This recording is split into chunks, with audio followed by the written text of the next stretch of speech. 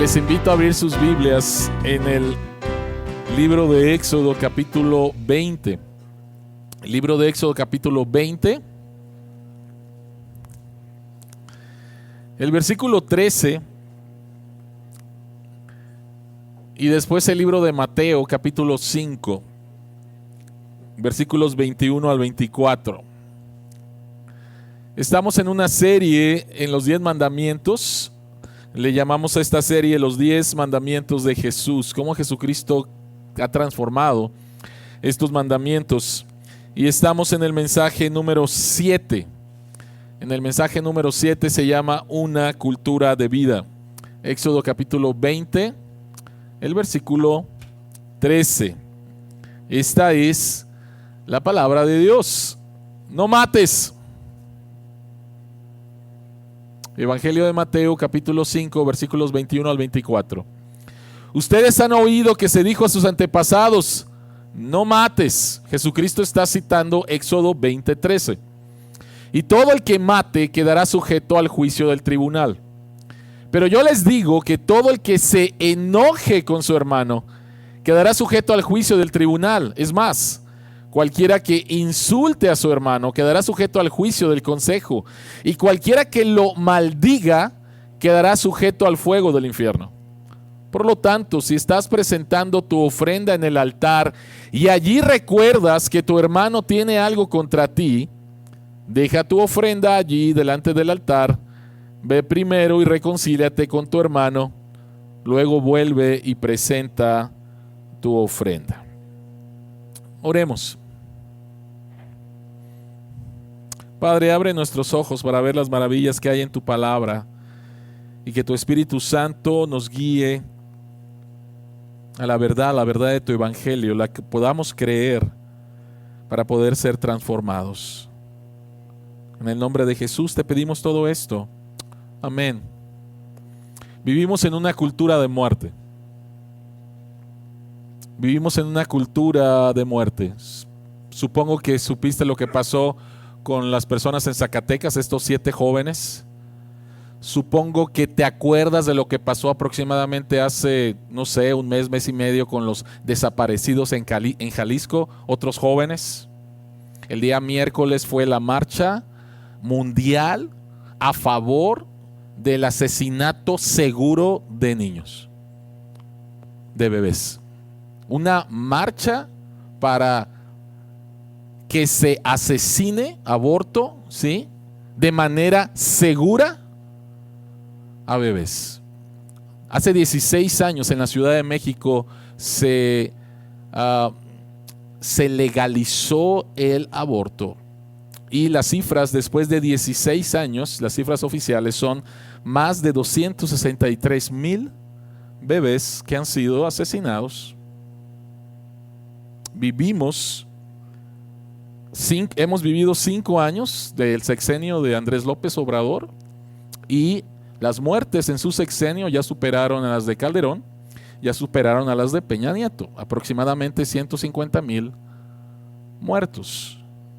Y todavía queda un año más. Vivimos en una cultura de muerte. En esta semana, el día martes, si no estoy equivocado, aparecieron desmembrados los cuerpos de 12 personas en la ciudad de Monterrey y su zona metropolitana, puestos de manera estratégica por toda el área, diciendo que nosotros somos los dueños y nosotros podemos quitarle la vida a quien queramos. Vivimos en una cultura de muerte. Y al pensar entonces en este texto, muy sencillo, son solamente 2 palabras, no mates, ¿cómo lo aplicamos el día de hoy? Y tenemos que aplicarlo a 2 niveles.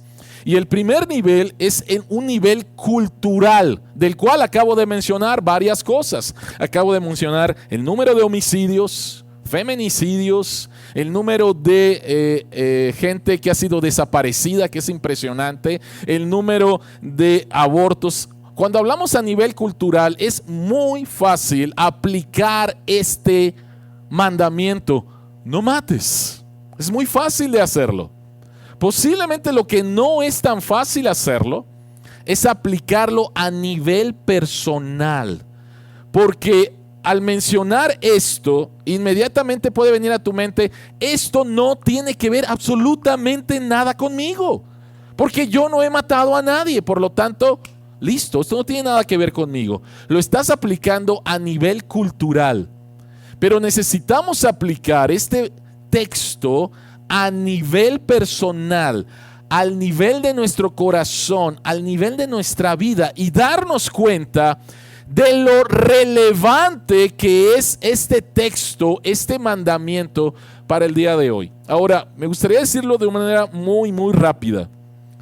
Este es el sexto mandamiento: no mates. La próxima semana, no cometas adulterio. Dios está a favor del sexo. Ese es el nombre del mensaje la próxima semana. Y después, no, y después, no.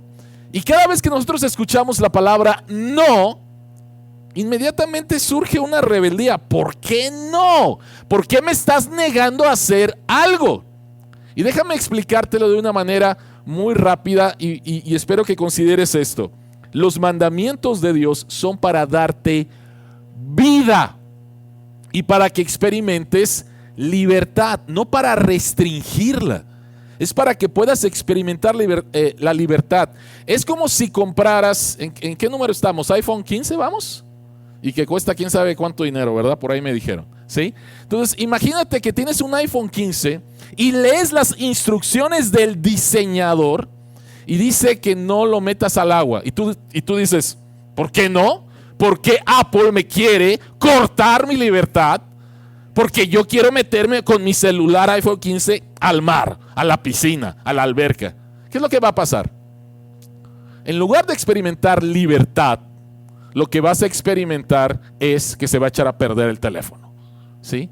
Entonces, cuando tú vives de acuerdo a las normas del diseñador, usas tu teléfono de acuerdo al diseñador, lo que vas a experimentar es libertad, no menos libertad. Así que al pensar en los mandamientos que empiezan no, no, no, no estés pensando en esto me quiere cortar la libertad. Es todo lo contrario. Te quiere dar libertad, una verdadera libertad. Así que la pregunta que queremos contestar en esta mañana es: ¿por qué este mandamiento es relevante a tu vida? No estamos hablando del nivel cultural, que sería muy bueno hablar después acerca del nivel cultural, pero primeramente tenemos que entender el nivel personal para poderlo aplicar a el nivel cultural. ¿Por qué este mandamiento es relevante en tu vida? Tienen ustedes ahí sus bosquejos o los puedes bajar en nuestras redes sociales. 3 cosas. En primer lugar, tenemos que entender qué significa matar. No mates. ¿Qué significa matar? En segundo lugar, ¿qué causa que matemos? Y en tercer lugar, ¿qué es lo que produce vida? Entonces, ¿qué es matar? Vamos en primer lugar a qué significa matar. Y esto es muy importante. En hebreo hay 8 diferentes palabras para matar. Y la que Dios usa aquí ha sido escogida muy cuidadosamente. El Espíritu Santo inspirando a Moisés y elige esta palabra en hebreo, ratzah. ¿Qué significa eso? ¿Y por qué es importante que definamos qué significa aquí matar? Porque la palabra matar es muy amplio, ¿no? Ya maté una mosca, entonces ya pequé contra el 6º mandamiento. No va por ahí. Arranqué una planta, me comí una flor de calabaza. Son seres vivos, ¿no? Entonces ya pequé contra el 6º mandamiento. No va por ahí. Entonces, ¿qué significa este texto? Creo que todos ustedes saben. Lo que el mandamiento prohíbe y lo que significa esta palabra es homicidio, es asesinato. Esta palabra significa asesinato, significa homicidio. Así que no se trata de que si mataste un animal, violaste esto, o que si en defensa propia mataste a una persona, estás violando esto. No, tampoco significa que en una guerra matas al enemigo. No significa eso. Significa especialmente el tomar la vida de otra persona. Es cometer homicidio. Eso es lo que significa matar. Y en las Escrituras encontramos 3 formas de homicidio. Y la primera de ellas es por injusticia. Y es de lo que hemos estado hablando. Aquí entra el homicidio, feminicidio, aborto, eutanasia, suicidio, injusticia. La otra es por descuido. Que tomes la vida de una persona por descuido, no tener precaución con lo que pudiera provocar la muerte de una persona. Y en el libro de Deuteronomio capítulo 19 hasta el capítulo 22, son formas prácticas en las cuales podemos aplicar los 10 mandamientos. Pero capítulo 19, 5, da el ejemplo de una persona que va al bosque, lleva su hacha, corta la madera, se sale el pedazo de metal y accidentalmente mata a una persona. Deuteronomio 22, versículo 8, dice que cuando edifiques una casa, que le pongas una barda en la azotea. ¿Por qué? Porque en la azotea de las casas en ese tiempo es donde se realizaban los convivios, las fiestas. Y entonces si vas a tener un convivio en la azotea, pues asegúrate de que haya una barda, porque si no puedes provocar un accidente y entonces una persona puede morir. Entonces debemos de tener cuidado con eso. ¿Cómo lo podríamos aplicar el día de hoy? Algo muy práctico es, ten cuidado cuando manejes, por favor. Ten cuidado cuando manejes. Y número 3, y es donde nos queremos centrar, y es donde tiene la aplicación personal, es por indiferencia. La indiferencia es el último nivel del odio, donde realmente no te importa la persona. No tienes empatía por la persona. Y escuchen por favor lo que dice el texto. Todo el que odia a su hermano es un asesino. Y ustedes saben que ningún asesino permanece la vida eterna. Pero posiblemente alguien diga, yo no odio a nadie. De verdad yo no odio a nadie. Pero por eso es que quise utilizar la palabra indiferencia. Es el último nivel. Me vale. No importa. Simple y sencillamente no me importa. Me gustaría que viéramos lo que dice el Catecismo Mayor de Westminster en su pregunta número 136. Y la pregunta es, ¿cuáles son los pecados prohibidos en el 6º mandamiento? ¿Cuáles son los pecados prohibidos en el 6º mandamiento? Esta es la respuesta del catecismo. Los pecados prohibidos en el 6º mandamiento son todo acto de quitar la vida a nosotros o a otros, excepto en caso de justicia pública, guerra justa o defensa necesaria. Aquí entraría injusticia. El descuidar o retirar los medios lícitos y necesarios para preservar la vida. Aquí entraría el descuido. Pero vean por favor lo último.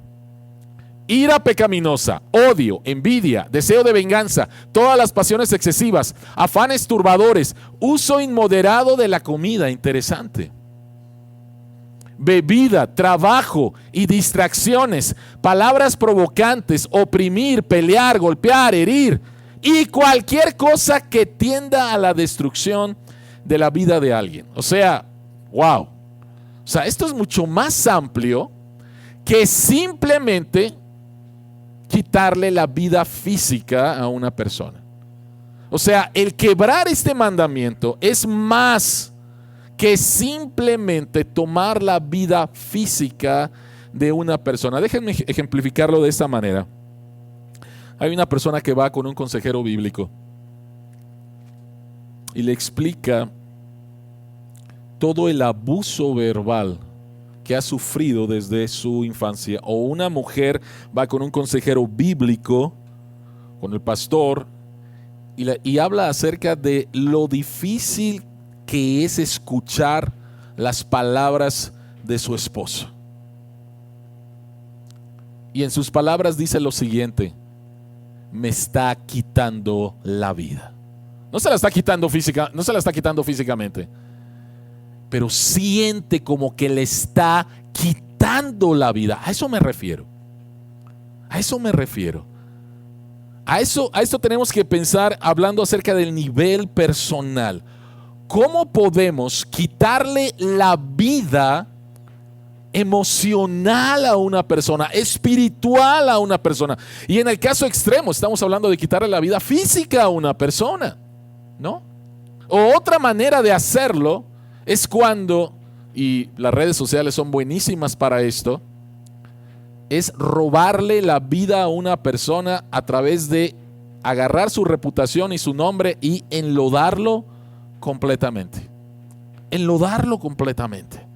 Y le estás quitando la vida a esa persona, aunque no se le estás quitando físicamente. Entonces, ¿por qué es tan importante este mandamiento? ¿Cuál es el problema fundamental del homicidio? Vean por favor lo que dice Génesis 9:6. Dios dice: si alguien derrama la sangre de un ser humano, otro ser humano derramará la suya, porque el ser humano ha sido creado a imagen de Dios. ¿Qué es lo que hace Dios? ¿Por qué Dios dice que el homicidio es algo severo? Es un problema serio. Y Dios dice y empieza a hablar acerca de su imagen. De su imagen. El mandamiento pasado, el quinto mandamiento de honra a tu padre y a tu madre, tiene que ver con la imagen de Dios, de honrar a las personas porque han sido creadas a la imagen de Dios. Hombre y mujer hemos sido creados a imagen de Dios y por lo tanto somos dignos delante de Dios y valiosos delante de Dios, y por lo tanto se nos manda a honrar la vida de nuestro prójimo. Pero aquí, hablando acerca de la imagen de Dios, tiene que ver con la pertenencia. Tiene que ver con a quién pertenecemos. ¿Recuerdan? Y lo hablamos hace 2-3 domingos, cuando le hicieron la pregunta a Jesús acerca de si teníamos que pagarle impuesto al César. ¿Lo recuerdan? Y recuerdan la respuesta de Jesús, y que dice: ¿de quién es esta? ¿Qué? Imagen. Entonces en la moneda estaba la imagen del César, y entonces Jesucristo dice: pues denle al César lo que es del César. O sea, aquí está su imagen, le pertenece. Pero denle a Dios lo que es de Dios. ¿Y a qué se refería Jesucristo? Cada ser humano lleva la estampa de la imagen de Dios, manchada por el pecado, después de la caída sí, pero todavía conserva la imagen de Dios. Por lo tanto, ¿a quién le pertenece la vida de cada ser humano? A Dios. Y este es el problema. Este es el problema. Cuando tomamos la vida de alguien, sea física, sea emocional, sea espiritual, estamos apropiándonos de algo que no es de nosotros. La vida del ser humano le pertenece a Dios porque ha sido creada a la imagen de Dios. Y ese es el problema con el aborto, y ese es el problema con la eutanasia, y ese es el problema con el suicidio, y ese es el problema nuevamente con el homicidio, feminicidio, y ese es el problema nuevamente con otras clases de muertes como lo que estamos hablando aquí. Estás tomando algo para tus fines egoístas que no te pertenece. Recuerdo cuando era adolescente que teníamos un bochito. Para los que saben qué es un bochito, ¿no? Un Volkswagen, ¿sí? Entonces teníamos un bochito y de repente nos robaron el bochito, ¿sí? Y después de, ¿qué será?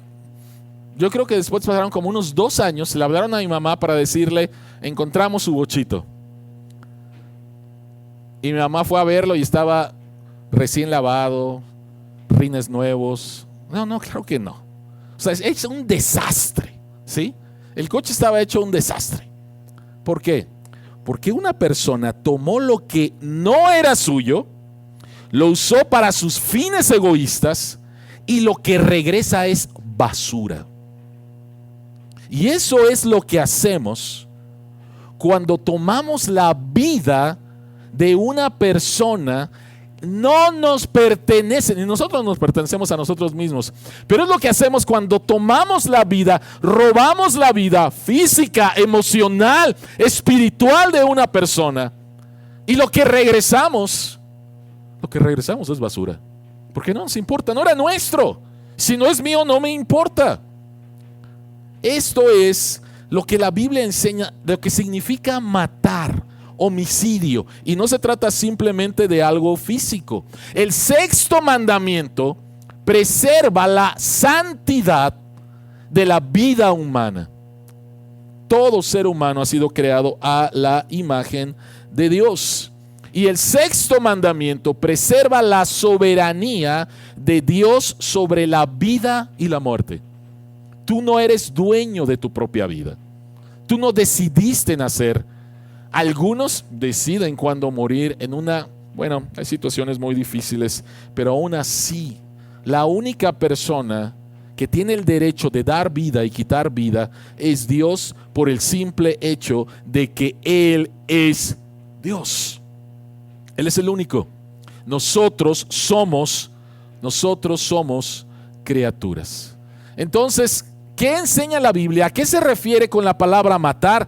Se refiere nuevamente a homicidio, asesinato, no necesariamente físico. Tú puedes quitarle la vida a una persona de manera emocional, de manera espiritual. No te corresponde y estás violando este mandamiento. Pero otra pregunta que tenemos que hacernos es: ¿qué es lo que causa que matemos? ¿Qué es lo que causa el homicidio? Y hay 3 causas que se mencionan en las Escrituras, y cada una de ellas produce una ira que eventualmente va a llevar a un homicidio. ¿Cuáles son estas 3 causas? La primera causa es la envidia. Y creo que la mayoría de ustedes conocen la historia de Caín y Abel. Caín y Abel, hijos de Adán y Eva.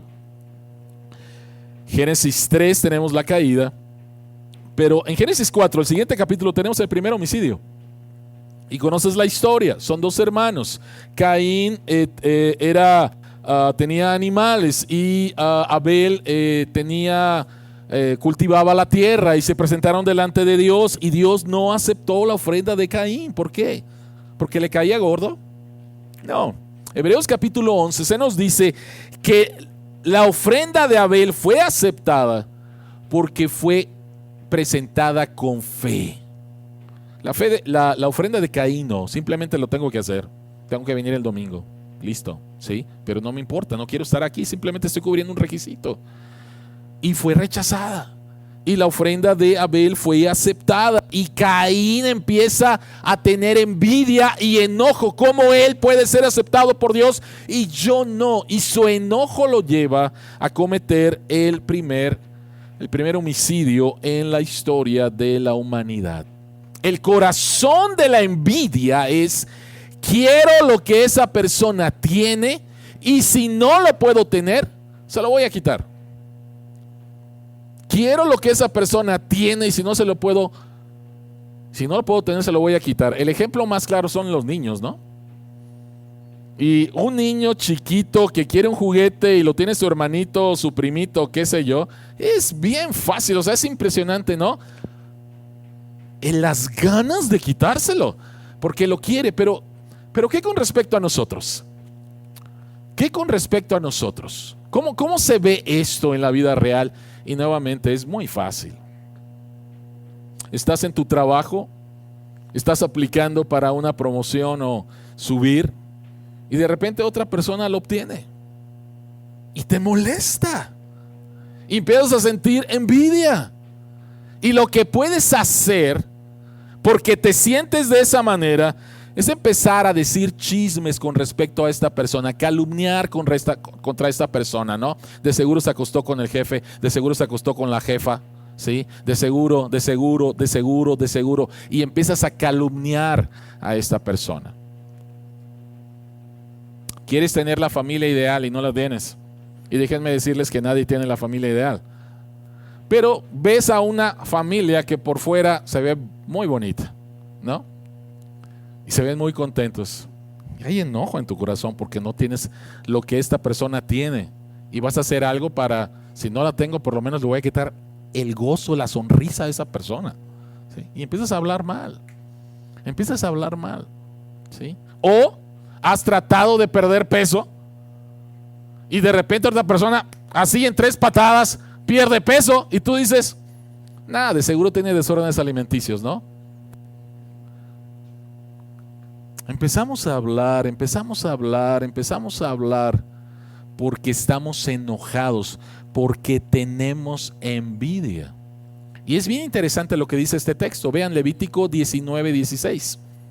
No andes difundiendo calumnias entre tu pueblo, ni expongas la vida de tu prójimo con falsos testimonios. ¿Ven la conexión? ¿Ven la conexión entre vida y chisme, calumnia, mentiras? Simplemente porque tienes envidia, porque estás enojado por lo que esa persona tiene. ¿Ves la conexión? Calumnias y vida. Y vean por favor la conexión en el Nuevo Testamento en Santiago. Cuando Santiago empieza a hablar acerca de la lengua, habla acerca de que es un veneno. También la lengua es un fuego, un mundo de maldad. Versículo 9, con la lengua bendecimos a nuestro Señor y Padre, y con ella maldecimos a las personas. ¿A cuáles personas? Creadas a imagen de Dios. Otra vez hace la conexión entre la imagen de Dios y robarle la vida a una persona, maldecir a esa persona porque estoy enojado con ella, porque tengo envidia de ella. Esa es la primera causa, la envidia. La segunda causa es la falta de perdón. Y Jesucristo dice esto, es el texto que leímos hace un momento. Y Jesucristo va más allá que simplemente el acto externo de quitarle la vida a una persona físicamente. Vean el versículo 22. Pero yo les digo que todo el que se enoje con su hermano quedará sujeto al juicio del tribunal. Es más, cualquiera que insulte a su hermano quedará sujeto al juicio del consejo, y cualquiera que lo maldiga quedará sujeto al fuego del infierno. ¿Qué es lo que Jesucristo está enseñando aquí? Jesucristo está enseñando que el homicidio empieza en el corazón y va escalando y escalando y escalando. Vean por favor el texto otra vez. Te enojas, insultas, maldices. Te enojas, insultas, maldices. Y no estás llegando todavía al asesinato físico. Pero Jesucristo dice que mereces, que eres un asesino y que mereces la condenación eterna. Nuevamente, el homicidio empieza con el corazón, y si no lo paras, va a ir escalando y escalando y escalando. Pero muy interesante lo que Jesucristo dice en el versículo 23 y 24. Dice, por lo tanto, si estás presentando tu ofrenda en el altar allí y recuerdas que tu hermano tiene algo contra ti, deja tu ofrenda allí delante del altar, ve primero y reconcíliate con tu hermano, luego vuelve y presenta tu ofrenda. ¿Qué significa que tu hermano tiene algo contra ti? ¿Qué significa? Nuevamente, la Biblia se interpreta a sí misma. Y muchas personas ven ese texto y dicen, a ver, ¿alguien tiene contra mí? No, pues no sé. No me ha llegado ningún chisme, entonces pues no hay ningún problema. No, sigo orando. Pero no es por ahí. ¿Qué es lo que Jesucristo acaba de decir? Que si tú te enojas, que si tú insultas, que si tú maldices, la razón por la cual tu hermano tiene algo contra ti es por lo que tú has dicho de él. Y tú sabes lo que has dicho de él. Entonces no se trata de que, no, pues no sé. ¿Alguien? No, pues no, nadie me ha dicho nada. No, no se trata de eso.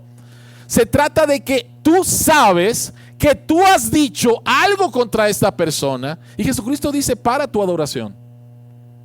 Y ve y reconcíliate. Y ve y reconcíliate. ¿Por qué? Porque la falta de reconciliación y perdón llevan a la muerte. La falta de reconciliación y perdón llevan a la muerte. Y entonces hay personas aquí en este lugar que están en esta situación en estos momentos. La falta de perdón ha llevado a tu familia a una división, a no quererse ver, a no soportarse, a que te envíen a la cárcel. ¿Sí? Horrible, horrible. La falta de reconciliación y perdón llevan a la muerte. Esa es la segunda. ¿Y cuál es la tercera? La tercera causa que produce muerte: física, emocional, espiritual. la injusticia o deseos de venganza. Vean lo que Pablo dice en Romanos capítulo 12, versículos 19 y 20. No tomen venganza, hermanos míos, sino dejen el castigo en las manos de Dios. Porque está escrito: mía es la venganza, yo pagaré, dice el Señor. Antes bien, si tu enemigo tiene hambre, dale de comer; si tiene sed, dale de beber. Actuando así harás que se avergüence de su conducta. Ojalá le pasara esto, ¿no? Con mucha vergüenza lo he dicho, yo creo que en 2 sermones. Yo me consideraba una persona que sabía perdonar fácilmente, y sobre todo me jactaba de decir, bueno, pues es que Dios me ha perdonado y yo perdono, ¿no? Pero ocurrió algo, y otra vez, con mucha vergüenza, estas personas me hicieron esto, y aquí en mi mente no saben cuántas veces los maté. No simplemente pensé, ojalá que se murieran. No pensé eso nada más. Fue escalando y escalando y escalando. Y en mi mente, y digo otra vez con mucha vergüenza, no saben lo que les hice en mi mente. ¿Sí? Porque yo clamaba por venganza, porque lo que me hicieron, injusticia. Horrible. Llegó un momento en que simplemente me levantaba y el primer pensamiento era contra estas 3 personas. Y me iba a la cama con el pensamiento de estas 3 personas muertas. Horrible. Horrible. Te va carcomiendo tu corazón. Si estás en este estado, la amargura se está dando un festín con tu corazón. La amargura se está dando un festín con tu corazón. Y se nota en tu rostro, y se nota en tus palabras, y se nota en lo que publicas en Face y en tus redes sociales. Se nota. A lo mejor el único que no lo nota eres tú, pero no lo creo, porque te va matando por dentro. Pero ¿saben qué es lo que posiblemente es más chocante de este texto? Vean el versículo 20. Antes bien, si tu enemigo tiene hambre, dale de comer. ¡Ja! Por favor, no me digas eso. ¿Sí? O sea, Pablo no dice no tan solo no tengas deseos de venganza. Pablo dice, trata bien a quien te hizo eso. Y tú dices, no. O sea, no es posible. No es posible. Y déjenme decirles, no es posible. No es posible. No es posible. Por lo tanto, la pregunta es, ¿qué produce vida? Yo no puedo. No puedo. ¿Sí? O sea, sí puedo no matar a la gente físicamente. Pero miren, por aquí. Y me dicen que le dé de comer y le dé de beber. Yo no puedo hacer eso. Simplemente no puedo. Entonces la pregunta es, ¿qué produce vida? ¿Qué produce vida? Porque este mandamiento realmente tiene que ver con mi vida. Tiene mucho que ver con mi vida. Tiene mucho que ver con mis pensamientos, con mis emociones, con mis palabras. Tiene mucho que ver. Vivo en un mundo caído. Y vivir en un mundo caído significa que van a pecar contra mí y va a haber injusticia contra mí. ¿Cómo lidio con eso? Y lo otro significa que yo también lo voy a hacer. Yo voy a hacerlo también. Entonces, ¿cómo lidio con eso? ¿Qué es entonces lo que produce vida? ¿Qué produce vida? Alguna persona dijo que podemos resumir la historia de la humanidad simplemente en 2 palabras: vida y muerte. Vida y muerte. Y todos los días las cosas que hacemos son para dar vida. Cuando le dices palabras bonitas a tu esposa, le das vida. Y cuando le dices cosas horribles, la estás matando. Cuando le das un abrazo a tus hijos, le estás dando vida. Y cuando le dices a tus hijos, ¿por qué eres así? ¿Por qué no vas a cambiar? les estás quitando vida. Entonces, ¿qué es lo que produce vida? Jesucristo dijo: el ladrón no viene para más que a robar, matar y destruir.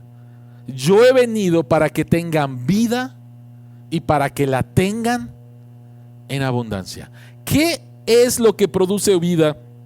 O mejor dicho, ¿quién es quien produce vida? Y la respuesta es nuestro Señor Jesucristo.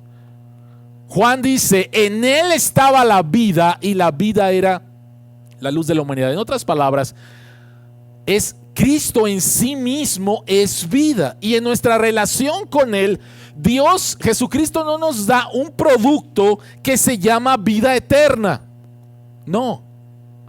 Jesucristo, en nuestra relación con Él, se da a sí mismo y tenemos vida eterna porque Jesucristo es vida eterna. No es un producto aparte de Jesús.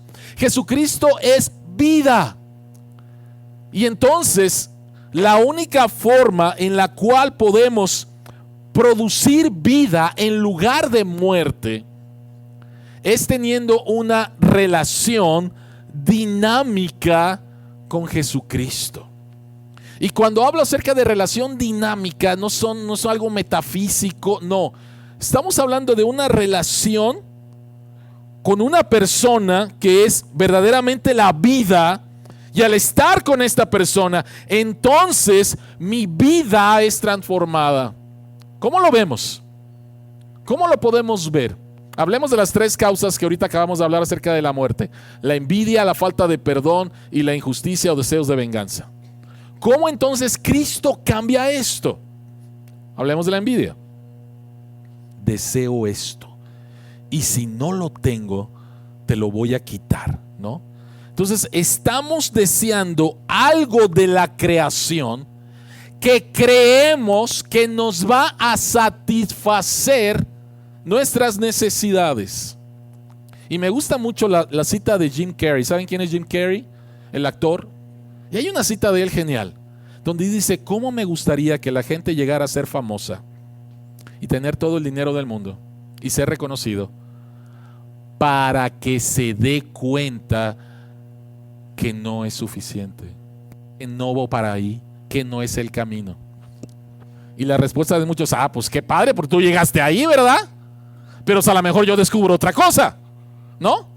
Y entonces vámonos, ¿sí? Tengo un deseo por esto, tengo un deseo por esto, de lo creado. Y Jesucristo dice: nada de lo creado te va a satisfacer, porque no fue el propósito. El propósito es que lo disfrutaras, sí. El propósito es que lo creado apunte al dador, pero no satisfacer tus necesidades más íntimas, más profundas. Entonces, cuando estás en una relación dinámica con Jesús, puedes disfrutar de lo creado y te puedes gozar por las bendiciones que otras personas tienen. No necesitas más. ¿Qué es lo que dice el salmista? El salmista dice: ¿a quién tengo yo en los cielos sino a ti? Y después, ¿qué dice? Estoy completo contigo y puedo disfrutar de las cosas, ¿sí? Puedo disfrutar. Pablo dijo: he aprendido a que si tengo abundancia, disfruto de la abundancia, y si tengo escasez, estoy conforme. He aprendido a confiar y a descansar en Dios, en una relación dinámica. Entonces Él me ayuda con estos sentimientos y emociones de envidia que me llevan a matar a la gente. ¿Qué con respecto a la falta de perdón? ¿Qué con respecto a la falta de perdón? Cuando tú has cerrado tu corazón contra una persona que te ha hecho mal, lo que se te ha olvidado en ese momento es que Dios cargó en Cristo toda tu maldad, todo tu pecado, todas tus injusticias, todos tus pensamientos, todas tus falsas motivaciones. y las cargó sobre un inocente. Y a raíz de eso, o por causa de eso, tú eres perdonado. Y se te ha olvidado, en ese momento se te ha olvidado. En ese momento estás diciendo una locura. Estás diciendo que lo que esa persona te hizo, y Dios no minimiza tu dolor, pero estás diciendo que lo que esa persona te hizo es más grande que lo que tú le has hecho a Dios. Es una locura.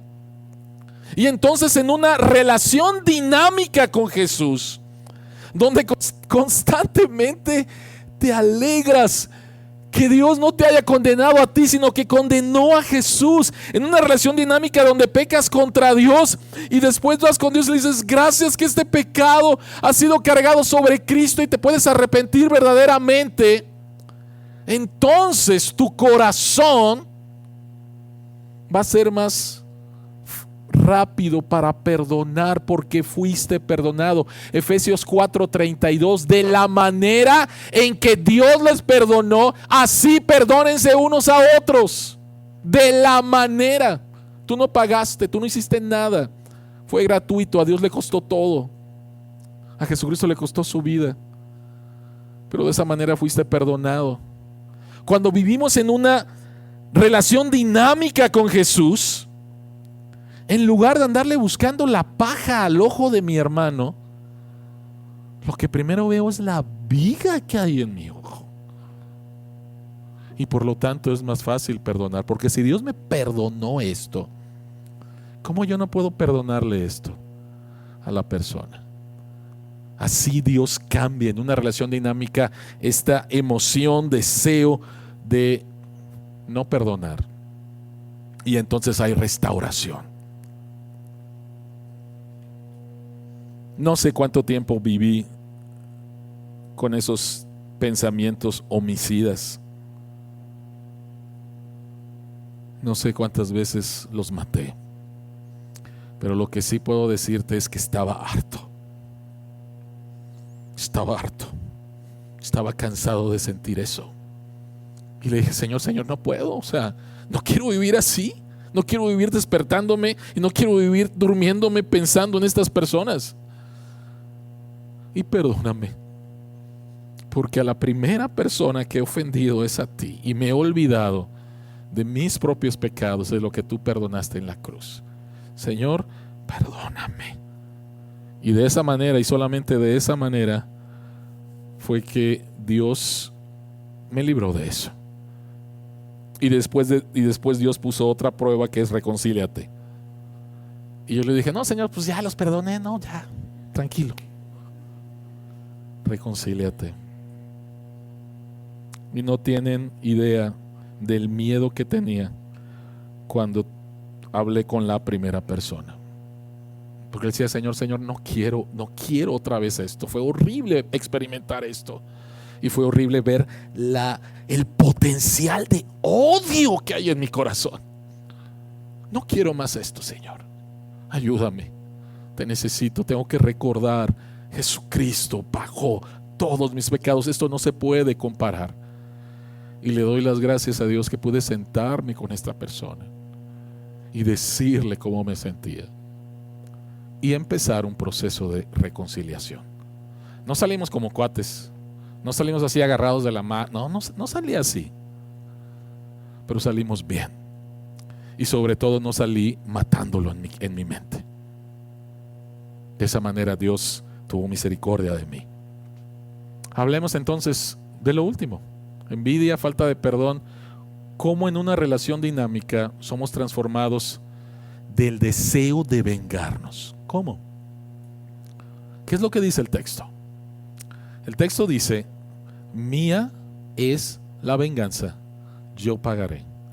Y la vida justa de Jesús, la muerte en la cruz de Jesús, su muerte sustitutoria, y su resurrección gloriosa, nos aseguran que ningún ser humano, las faltas, los pecados de ningún ser humano van a salir impunes. Estoy hablando de la doctrina del juicio final. Y la doctrina del juicio final es una bendición. Para los esclavos en los Estados Unidos, una de las cosas de lo que más cantaban y algunos escribían era el juicio final. No por el deseo, o sea, no de que te va en el futuro desgraciado. No, no así. Hay un Dios que es justo y santo. Y el pecado que ha cometido esta persona y que no fue juzgado en esta tierra, hay un Dios. Y esta persona va a venir a cuentas a este Dios. Y el juicio final nos habla acerca de dos cosas con respecto a que ningún pecado va a quedar impune. Si tú te has arrepentido de tus pecados, todos tus pecados recayeron sobre Cristo. Hubo alguien que pagó. No, Dios no los metió debajo de la alfombra. Trató a Cristo por tus asesinatos y mis asesinatos. Pero si no quieres eso, tú los vas a sufrir, tú los vas a pagar, en el sentido de que vas a sufrir por lo que hiciste. Ningún pecado, ninguna maldad, ningún homicidio, ninguna injusticia va a quedar impune. Y entonces, ¿sabes qué? Cuando entiendes esto,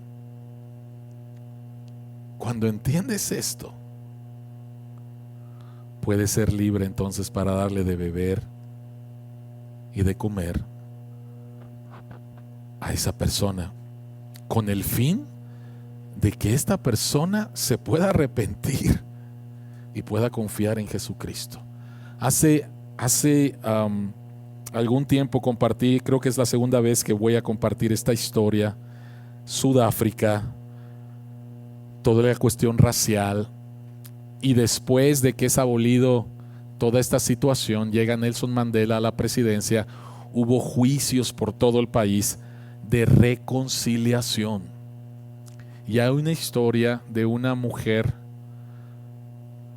negra cuyo esposo y su hijo fueron asesinados por un policía.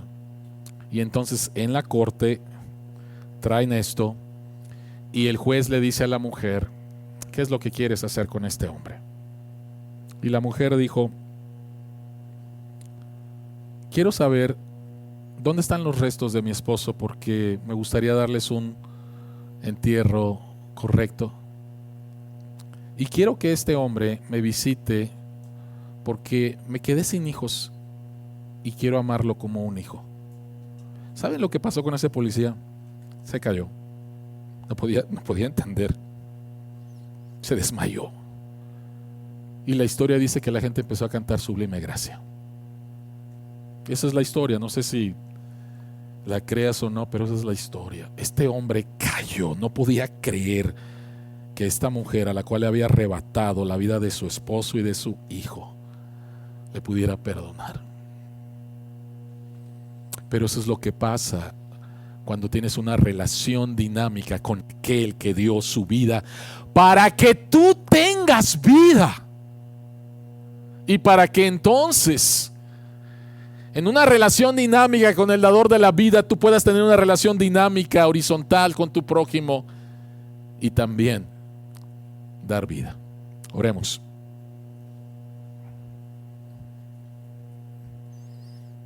Señor, vivimos en una cultura de muerte. Y posiblemente, Señor, hay personas aquí que están experimentando una cultura de muerte en su matrimonio, en esa relación con sus hijos o con sus hermanos. Y posiblemente, Señor, el enojo, la ira, la amargura se están dando un festín en su corazón. Y en nuestras propias fuerzas, Señor, no podemos. No podríamos. Es de loco, Señor. Pero Padre, al conocer a Jesús y al tener una relación verdadera con Él, la envidia que podemos sentir la falta de perdón que no queremos dar. Y estos deseos de venganza, Señor, son transformados. Son transformados. Padre, ayúdanos. Ayúdanos a tener una cultura de vida, en primer lugar, personal, a través de esta relación con Jesús. Y después, Señor, salir a esta cultura, salir afuera a proclamar al Señor de la vida, a Jesucristo, nuestro Salvador. En tu santo nombre oramos. Amén.